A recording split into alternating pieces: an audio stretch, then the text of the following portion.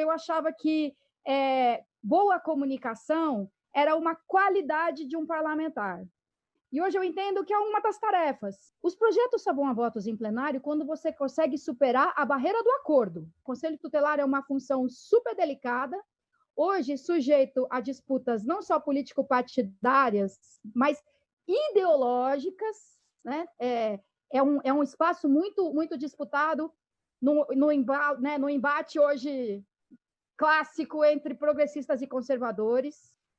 Então, eu acho muito importante, muita gente acha muito importante, que você tenha parâmetros para a atuação do conselheiro tutelar, que você possa dizer, essa sua decisão foi baseada em discriminação, você não pode agir desse jeito, você não pode julgar a mãe da criança porque ela é mãe solteira, você não pode dizer que o problema da criança é falta de religião. A gente tem que ter esses parâmetros. Então, tudo isso, né, para resumir só a primeira parte de produção legislativa, que é uma das tarefas de um parlamentar, e sequer é a que mais me move, me motiva. Aí a gente tem a função de fiscalização, essa também é bem evidente, né? Produção legislativa, fiscalização. Aí tem uma parte que eu acho que não é bem compreendida no parlamento, que é a parte de investigação de estudos. E aí não estou falando da investigação no sentido de fiscalizar e descobrir o que está errado, mas investigar a raiz do problema e estudar as possíveis soluções. Uma quarta função é essa que é o que a gente está fazendo aqui hoje. Comunicação. Para mim, comunicação é uma das 5 tarefas de um parlamentar. O que adianta legislar se a população não se apropriar disso? O que adianta você ter mecanismos de participação se a população não participar? Comunicação é fundamental. Não adianta ter forma de participar se ninguém participa. Como é que alguém vai participar se não fica nem sabendo que poderia? Além de, claro, todo esse processo de consulta mesmo, de construção coletiva.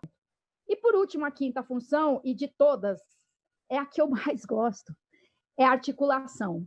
Porque muitas coisas vão acontecer não porque tem uma lei obrigando, não porque eu fiz uma denúncia baseada no que eu constatei que não funcionava, mas vão acontecer por meio da articulação dos diversos atores que têm um poder de interferir naquilo. Sobre violência doméstica em curto prazo, olha, dá para fazer uma analogia com o que a gente está vivendo com a pandemia. Informação é crucial nessa hora. É crucial. Não é fácil ligar o 90 e falar, eu estou com medo que o meu companheiro me bata. É horrível. É horrível. Porque aí vem alguém e fala assim, mas ele te bateu? Ah, ele ameaçou. Mas ele ameaçou como assim ele ameaçou? Ele falou, eu vou te bater? Então, a gente precisa que as mulheres saibam identificar os sintomas. Olha, se você tem medo do seu marido, se o seu marido não deixa você pegar o celular, se você tem medo de atender o celular na frente do seu marido, se seu marido odeia todas as suas amigas e não quer que ninguém venha na sua casa, sabe a lista de sintomas, que nem a gente fala, se não tem paladar, não tem olfato, febre persistente, as mulheres têm que ter essa informação crucial para salvar a vida delas. Quais são os sinais, quais são os sintomas, para que ela se reconheça como uma vítima de violência, já ou em potencial, e aí ela saiba o que ela tem que fazer. Então, na CPI da mulher, por exemplo, a gente está verificando que 180, por exemplo, não é o melhor caminho para uma emergência. E do jeito como a gente fala, caso de violência, ligue 180, ligue 180. Não. 180 é um serviço federal que devolve uma solicitação para a Secretaria de Segurança do município, vai encaminhar para o investigador da área anotada ali na denúncia, que vai analisar aquele formulário e vai tentar, a partir daquelas informações, abrir uma investigação. Na emergência, é um 90. Uma parte da população de rua não quer ir para albergues, todo mundo já com certeza ouviu isso, ou do próprio morador de rua, ou das autoridades, que dizem vaga tem, mas são eles que não querem. Não é verdade. A contagem de vagas é feita de uma forma equivocada, porque junta numa mesma lista vagas temporárias, vagas fixas, vagas 24 horas, vagas 16 horas, e são coisas completamente diferentes umas das outras. Por definição, as vagas não contemplam os moradores de rua, porque você joga homens de um lado, mulheres do outro, idosos ali, mulher com filho pequeno aqui. Não é assim que as pessoas vivem. Isso não existe, isso é colégio interno, isso é exército, as pessoas vivem em conjuntos, arranjos mais misturados do que isso, e a política de assistência social, isso não é esse governo, isso é a política de assistência social, é super engessada no diacho do perfil de quem vai para qual serviço e desagrega as pessoas no modo como elas vivem naturalmente, como a gente vive, com amigo, com marido, com namorado, com filho, com irmão, com genro. E os serviços em si são muito ruins, mesmo quando são bons. Qualquer previsão é negativa para os próximos tempos. E aí me espantou ver que a Secretaria da Fazenda projetou um aumento de 2,5% do PIB para o próximo período de 4 anos. Eu falei, o quê? O PIB vai crescer 2,5%? A gente está suando para crescer 1%? Como assim? E aí o que o secretário explicou, e depois a consultoria da Comissão de Finanças, que é super técnica, isenta, confirmou que o problema é o seguinte, a previsão para esse ano é queda de 6,5% do PIB. Então, ele vai despencar tanto, que aí ele começa a recuperar depois, então é 2,5% a mais em relação a uma puta queda. O Fundurb é um dos mais robustos, né? Acho que tem quase R$1 bilhão. E o que o Fundurb serve? Bom, 30% obrigatoriamente para habitação, não sei quanto por cento mobilidade, não sei quanto por cento infraestrutura. A gente aprovou na Câmara uma mudança da lei que permite que agora, na emergência, os recursos do Fundurb possam ser usados para a pandemia, para o enfrentamento em saúde e assistência social. É nisso que eu acredito. Assim, a gente tem, lógico, que pensar do ponto de vista concreto, acesso a oportunidades de estudo, oportunidades de trabalho, acesso físico a serviços públicos.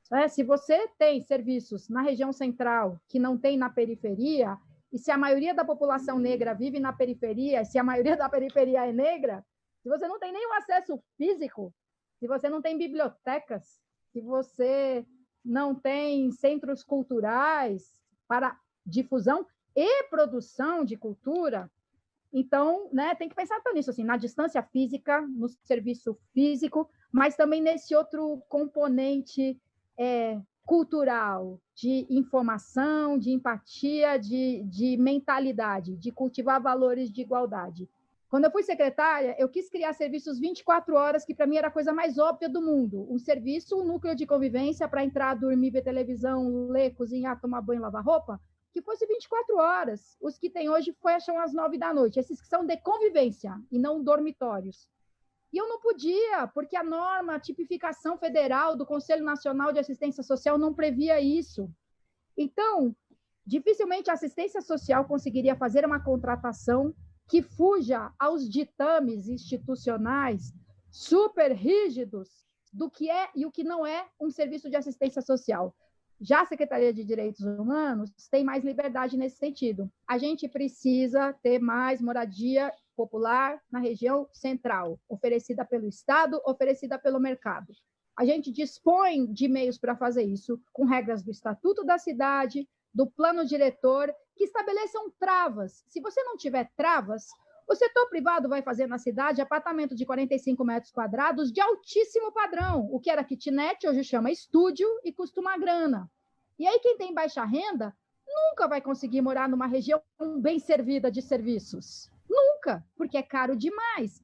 Então, o município detém de mecanismos para conter o preço do solo urbano, o tipo de ocupação do solo urbano, para garantir que sejam produzidas unidades de moradia a preço bom, acessível, em lugares com boa infraestrutura. Então, uma parte da periferia não mora na periferia porque quer, mora na periferia porque jamais pagaria um aluguel num lugar mais perto do serviço.